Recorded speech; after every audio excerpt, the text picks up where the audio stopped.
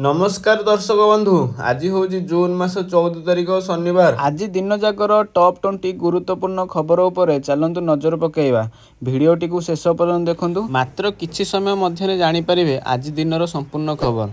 ता पूर्व चैनल रे नुआ थिले चैनल को सब्सक्राइब करी पाखरे थिया बेल आइकन को क्लिक करी रखंतु।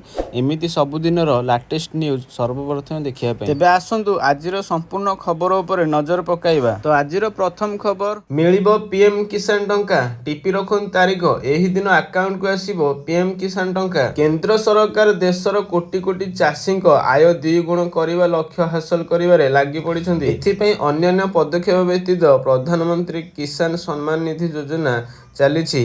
एही योजना माध्यम रे चाषी माननकु आर्थिक सहायता जोगाई दिया जिवो। एही समय रे चाषी माने खूब शीघ्र खुशी खबर पाइबाकू जाउछन्ति। 20 रे आसीबो 20तम किस्ती प्रधानमंत्री किसान सम्मान निधिर 20तम किस्ती केंद्र सरकार 20 जून रे देबे। ए विषय रे ए पर्यंत कोनोसी सरकार विवृत्ति आसी नाही। किस्ती पाइबा पई चाषी माने ई केवाईसी करबा अत्यंत गुरुत्वपूर्ण। ई केवाईसी बिना 20तम किस्तीर 2000 टंका अटकी जाई पारे। प्रधानमंत्री किसान सम्मान निधि अधीन रे प्रतिवर्ष चाषी मानकु 6000 टंका आर्थिक सहायता दिया जाए। एही टंका चाषी मानकु वर्ष सारा 3टी किस्ती रे जारी करा जाए। प्रत्येक किस्ती रे 2000 टंका मिली थाए। वर्ष सारा 3टी किस्ती जारी करा जाए। ए पर्यंत चाषी माने 19टी किस्ती टंका पाई सारिछन्ती। एबे 20तम किस्ती जारी हेबाकू जाउछि। 2 नंबर मझी चिल्लिका रे फसिला डंगा।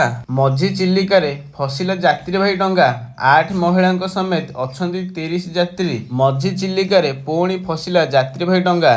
डंगार अछन्ती 30 यात्री। यांत्रिक त्रुटि जोगु डंगा फसी रहिबार सूचना। सातपड़ारू जह्नीकुदाकू यात्री नहीं जाउथिला डंगा। एही डंगारे 8 जण महिलांक समेत 30 जण यात्री भयभीत अवस्थार अछन्ती।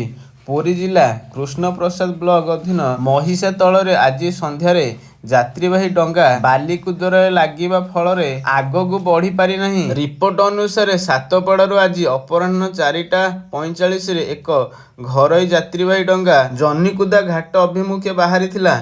एही डंगारे 8 जण महिलांक समेत 30 जण यात्री थिले।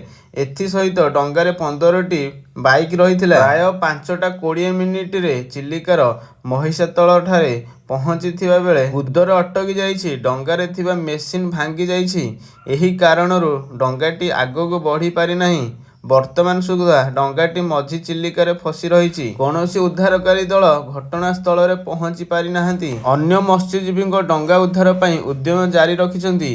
चलित मास द्वितीय थर पई चिल्लिका जलराशि रे डंगा अटकिछि। बारंबार एभली घटना घटुथिबा बेले एही समस्यार स्थायी समाधान पई सुव्यवस्था करा जाउ नथिबा अभियोग हेउछि। 3 नंबर जनसाधारण को सतर्क रहिबाकू अनुरोध। श्री जगन्नाथ मंदिर को आतंकवादी आक्रमण आशंका।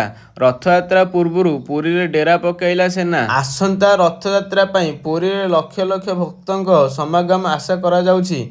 जम्मू और काश्मीर पहलगाम आतंकवाद आक्रमण पर देशव्यापी उच्च सतर्कता जारी हेबा पर सुरक्षा एजेंसी गुड़िक प्रस्तुति को तीव्र करिसेंती। गोइंदा सूचना अनुसार पुरी और जगन्नाथ मंदिर आतंकवादी गोष्ठी निशान रे थाई पारे, जेउथि पई शहर रे दृढ़ आतंकवाद विरोधी पदक्षेप निया जाइछि। नंबर 4 समस्तक छुट्टी बातिल। जाजपुर रे डायरिया आतंक 16 तारिख जाए छुट्टी बातिल कले जिलापाल। डायरिया पई जाजपुर रे छुट्टी बातिल। आसंता काली ठारू 16 तारिख जाए छुट्टी बातिल करिले जिलापाल। समस्त ऑफिस खोला रहिबो किंतु छुट्टी अनुमति दिया जिवनी। पूर्वरु दिया जाइथिबा छुट्टी को बातिल करागला। किछि दिन पूर्वरु जाजपुर रे जेउ अंचल रे डायरिया व्यापी थिला से स्थान को एससीबी रु एक डाक्तरी टीम पठा जिबा पई व्यवस्था करा जाइथिला। एही घटना रे पुणी 2 जनक जीवन चली जाइथिला जणा पड़िछि। मृतकଙ୍କ ମଧ୍ୟରେ ଜଣଙ୍କ नाम टमका आउ ଜଣଙ୍କ नाम कटकर बोली एससीबी प्रशासनिक अधिकारी सुभाष राय सूचना देइथिले। सूचना मुताबक एससीबी रे डायरिया आक्रांत होई 78 जन भर्ती होइथिले।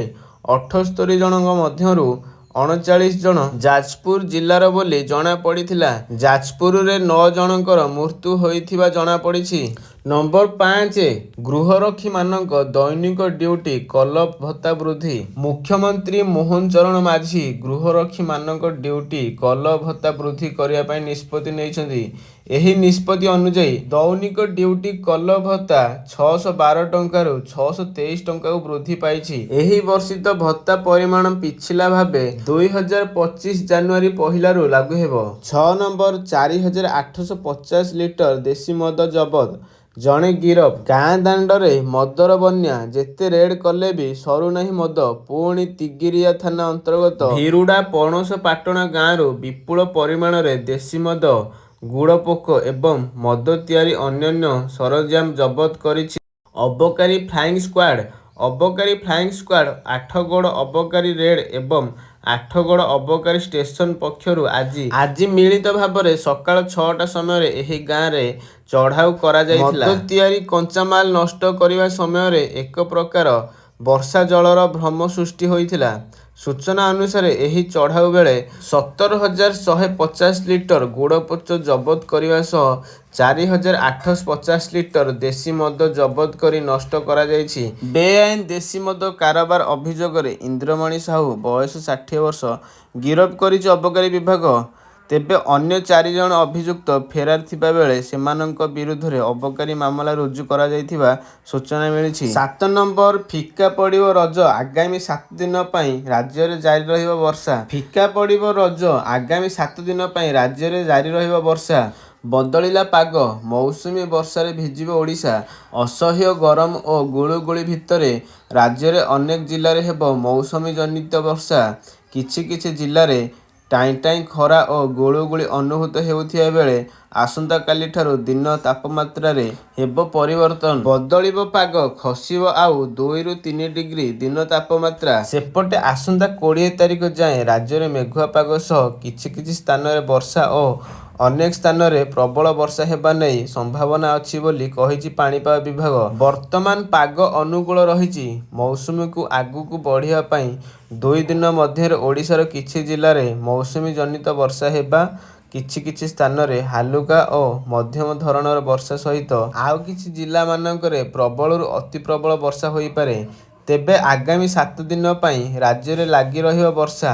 ଆସନ୍ତାକାଲି ପାଇଁ ରାଜ୍ୟରେ କିଛି କିଛି ସ୍ଥାନମାନଙ୍କରେ ହାଲୁକାରୁ ମଧ୍ୟମ ଧରଣର ବର୍ଷା ଭିତରେ ନବରଙ୍ଗପୁର, କନ୍ଧମାଳ, କଳାହାଣ୍ଡି, ଗଞ୍ଜାମ, ଗଜପତି, ରାୟଗଡ଼ା, କୋରାପୁଟ ଓ ମାଲକାନଗିରି ଜିଲ୍ଲାରେ ପ୍ରବଳରୁ ଅତି ପ୍ରବଳ ବର୍ଷା ନେଇ ସତର୍କତା ଜାରି କରିଛି ବିଭାଗ। ପୁଣି ଆସନ୍ତା 15 ତାରିଖରୁ ମୌସୁମୀ ଜନିତ ବର୍ଷାର ପରିମାଣ ବଢ଼ିବ। ଆସନ୍ତା 18, 19, 20 ଏହି 3 ଦିନ ରାଜ୍ୟରେ ବିଭିନ୍ନ ଜିଲ୍ଲାରେ ପ୍ରବଳ ବର୍ଷା ହେବା ସମ୍ଭାବନା ରହିଛି। ତେବେ 18 ତାରିଖ ବେଳକୁ ମୟୂରଭଞ୍ଜ, ଦେବଗଡ଼, କେନ୍ଦୁଝର, ଅନୁଗୁଳ, ଢେଙ୍କାନାଳ, ସୁନ୍ଦରଗଡ଼, ବୌଦ୍ଧ, ଝାରସୁଗୁଡ଼ାରେ ପ୍ରବଳ ବର୍ଷା ନେଇ ସମ୍ଭାବନା ଥିବା ସୂଚନା ଦେଇଛି ପାଣିପାଗ ବିଭାଗ କେନ୍ଦ୍ର। ନମ୍ବର 8 ଲିଜ୍ ଜମିକୁ ଫ୍ରି ହୋଲ୍ଡ କରିବାକୁ କମିଲା କଭରେସନ ଫିସ୍। ଗତ କିଛି ବର୍ଷ ମଧ୍ୟରେ କେବଳ ଫ୍ଲାଟ ନୁହେଁ, ଜମିର ମୂଲ୍ୟ ମଧ୍ୟ ଦ୍ରୁତ ଗତିରେ ବୃଦ୍ଧି ପାଇଛି। ଏହି ସମୟରେ ରାଜ୍ୟ ସରକାର ଗୁରୁତ୍ୱପୂର୍ଣ୍ଣ ନିଷ୍ପତ୍ତି ନେଇଛନ୍ତି। ଲିଜ୍ ଜମି ଫ୍ରି ହୋଲ୍ଡ କରିବାକୁ କମିଲା ଗଭର୍ଣ୍ଣମେଣ୍ଟ ଫିସ୍। ଏଣିକି ଜମିର ବେଞ୍ଚ ମାର୍କ ମୂଲ୍ୟର 3% ଦେବାକୁ ପଡ଼ିବ। ପୂର୍ବରୁ 10% କଭରେନ୍ସ ଫିସ୍ ଦେବାକୁ ପଡ଼ୁଥିଲା। ତ ଏନେଇ ସାଧାରଣ ପ୍ରଶାସନ ବିଭାଗ ପକ୍ଷରୁ ବିଜ୍ଞପ୍ତି ପ୍ରକାଶ। ଆବେଦକମାନେ ଭୁବନେଶ୍ୱର ମହାନଗର ନିଗମ BMC କିମ୍ବା ଭୁବନେଶ୍ୱର ଉନ୍ନୟନ କର୍ତ୍ତୃପକ୍ଷ BDO ଦ୍ୱାରା ଏକ ସାର୍ଟିଫିକେଟ୍ ଦାଖଲ କରିବାକୁ ପଡ଼ିବ। 9 ନମ୍ବର ଭଦ୍ରକରେ ଗୋଷ୍ଠୀ ସଂଘର୍ଷ, ପୁଣି 12 ଘଣ୍ଟା ପାଇଁ ଇଣ୍ଟରନେଟ୍ ବନ୍ଦ। ଭଦ୍ରକରେ ଗୋଷ୍ଠୀ ସଂଘର୍ଷରେ ଗୁରୁତର ଜଣେ ଯୁବକଙ୍କୁ ଚିକିତ୍ସାଧୀନ ଅବସ୍ଥାରେ ମୃତକଙ୍କୁ ନେଇ ଭଦ୍ରକରେ ଚାପା ଉତ୍ତେଜନା ଲାଗି ରହିଛି। ପୁଣି ଭଦ୍ରକରେ 12 ଘଣ୍ଟା ଇଣ୍ଟରନେଟ୍ ବନ୍ଦ। ଭଦ୍ରକ ବ୍ଲକ ଓ ପୌରାଞ୍ଚଳ ତିହିଡି ବ୍ଲକ ଅଞ୍ଚଳରେ ସେବା ବନ୍ଦ ରହିଛି। ଧାମନଗର ବ୍ଲକ ଓ NSC ଅଞ୍ଚଳରେ ମଧ୍ୟ ଇଣ୍ଟରନେଟ୍ ସେବା ବନ୍ଦ ରହିଛି। ଆଇନ ଶୃଙ୍ଖଳା ପରିସ୍ଥିତି ମୁକାବିଲା ପାଇଁ ଜିଲ୍ଲାରେ ବିଭିନ୍ନ ସ୍ଥାନରେ 27 ପ୍ଲାଟୁନ୍ ଫୋର୍ସ ମୁତୟନ ହୋଇଛନ୍ତି। ଏଥିସହ 45 ଜଣ ବରିଷ୍ଠ ପୋଲିସ ଅଧିକାରୀଙ୍କୁ ନିୟୋଜିତ କରାଯାଇଛି। ପୂର୍ବାଞ୍ଚଳ ଡିଆଇଜି ସତ୍ୟଜିତ ନାୟକ ଭଦ୍ରକ ଗସ୍ତ କରି ଜିଲ୍ଲାପାଳ ଓ ଏସିପିଙ୍କ ସହିତ ସ୍ଥିତି ସମ୍ପର୍କରେ ଆଲୋଚନା କରିଛନ୍ତି। ଏହି ଆକ୍ରମଣ ଘଟଣାରେ ଏଯାଏଁ 12 ଜଣଙ୍କୁ ଗିରଫ କରାଯାଇଛି। ଅନ୍ୟ ଅଭିଯୁକ୍ତଙ୍କୁ ଗିରଫ କରିବା ପାଇଁ ପୋଲିସ ପକ୍ଷରୁ ଉଦ୍ୟମ ଜାରି ରହିଛି। ଏଥିପାଇଁ ପୋଲିସର ସ୍ୱତନ୍ତ୍ର 3ଟି ଟିମ୍ ଗଠନ କରାଯାଇଛି। ଜିଲ୍ଲାବାସୀ କୌଣସି ଯୁବକଙ୍କୁ ବିଶ୍ୱାସ ନ କରିବା ଓ ସାମାଜିକ ଗଣମାଧ୍ୟମରେ କେହି ବିଭ୍ରାନ୍ତିକର ପୋଷ୍ଟ ନ କରିବାକୁ ଅନୁରୋଧ କରାଯାଇଛି। ଗତ 30 ତାରିଖରେ ତିହିଡି ଥାନା କୋଷଟି ଗାଁରେ ଦୁଇ ଗୋଷ୍ଠୀ ମଧ୍ୟରେ ହୋଇଥିବା ସଂଘର୍ଷରେ ସନ୍ତୋଷ ପରିଡ଼ା ନାମକ ଯୁବକ ଗୁରୁତର ଆହତ ହୋଇଥିଲେ। ବୁଧବାର ଭୁବନେଶ୍ୱରରେ ଏକ ଘରୋଇ ଡାକ୍ତରଖାନାରେ ତାଙ୍କର ମୃତ୍ୟୁ ହୋଇଥିଲା। ଆଜିର ପରବର୍ତ୍ତୀ ଭାଙ୍ଗିଲା ସବୁ ରେକର୍ଡ, ସୁନା ଦାମ ଟପିଲା ଲକ୍ଷେ ଟଙ୍କା। ଆଜି ପୁଣି ବଢ଼ିଲା ସୁନା ଦର। ଅନ୍ତର୍ଜାତୀୟ ସ୍ତରରେ ସୁନାର ଦର ବୃଦ୍ଧି ପାଉଥିବାରୁ ଏହାର ପ୍ରଭାବ ଭାରତୀୟ ବଜାରରେ ଅନୁଭୂତ ହେଉଛି। ଆଜି ଭାରତୀୟ ବଜାରରେ 24 କ୍ୟାରେଟ ସୁନା ,01,400 ଟଙ୍କା ରହିଛି। ସେହିପରି 22 କ୍ୟାରେଟ ସୁନା ଦର 92,950 ଟଙ୍କା ଛୁଇଁଛି। ସେହିପରି ରାଜଧାନୀ ଭୁବନେଶ୍ୱରରେ 24 କ୍ୟାରେଟ ସୁନା ମୂଲ୍ୟ 10 ଗ୍ରାମ ପିଛା ,01,400 ଟଙ୍କା ରହିଥିବା ବେଳେ 22 କ୍ୟାରେଟ ସୁନା ମୂଲ୍ୟ 92,950 ଟଙ୍କାକୁ ପହଞ୍ଚିଛି। ମୁମ୍ବାଇରେ 24 କ୍ୟାରେଟ ମୂଲ୍ୟ 1,01,400 ଟଙ୍କା ଓ 22 କ୍ୟାରେଟ ମୂଲ୍ୟ 92,950 ଟଙ୍କା ରହିଛି। ନୂଆଦିଲ୍ଲୀରେ 24 କ୍ୟାରେଟ 1,01,550 ଟଙ୍କା ଓ 22 କ୍ୟାରେଟ ମୂଲ୍ୟ 93,100 ଟଙ୍କା ରହିଛି। ଦକ୍ଷିଣ ଭାରତର ପ୍ରମୁଖ ସହର ଚେନ୍ନାଇରେ 24 କ୍ୟାରେଟ ମୂଲ୍ୟ 1,01,400 ଟଙ୍କା ଥିବାବେଳେ 22 କ୍ୟାରେଟ ମୂଲ୍ୟ 92,950 ଟଙ୍କା ରହିଛି। ପୂର୍ବ ଭାରତର ପ୍ରମୁଖ ସହର କୋଲକାତାରେ ଯଥାକ୍ରମେ 1,01,400 ଟଙ୍କା ଓ 92,950 ଟଙ୍କା ରହିଛି। ଅନ୍ୟପଟେ ରୂପା ମୂଲ୍ୟ କିଲୋ ପିଛା 1,10,000 ଟଙ୍କା ହୋଇଛି। ତ ଫ୍ରେଣ୍ଡସ୍, ଇଏ ଥିଲା ଆଜି ଦିନ ଯାକର କିଛି ଗୁରୁତ୍ୱପୂର୍ଣ୍ଣ ଖବର। ତ ଭିଡ଼ିଓ ଆପଣମାନଙ୍କୁ କେମିତି ଲାଗିଲା? ଯଦି ଭିଡ଼ିଓ ଭଲ ଲାଗିଲା ତାହେଲେ ଭିଡ଼ିଓ ଗୋଟେ ଲାଇକ୍ କରିବା ସହିତ ଚ୍ୟାନେଲକୁ ସବସ୍କ୍ରାଇବ୍ କରନ୍ତୁ ଆଣ୍ଡ ପାଖରେ ଥିବା ବେଲ୍ ଆଇକନକୁ କ୍ଲିକ୍ କରିବା ଜରୁରୀ, ଯାହାଫଳରେ ପ୍ରତିଦିନର ଲାଟେଷ୍ଟ ଇମ୍ପୋର୍ଟାଣ୍ଟ ଗୁରୁତ୍ୱପୂର୍ଣ୍ଣ ନ୍ୟୁଜ୍କୁ ଆପଣମାନେ ସର୍ବପ୍ରଥମେ ଦେଖିପାରିବେ। ତ ଭିଡ଼ିଓ ପୁରା ଶେଷ ପର୍ଯ୍ୟନ୍ତ ଦେଖିଥିବାରୁ ଆପଣଙ୍କୁ ବହୁତ ବହୁତ ଧନ୍ୟବାଦ।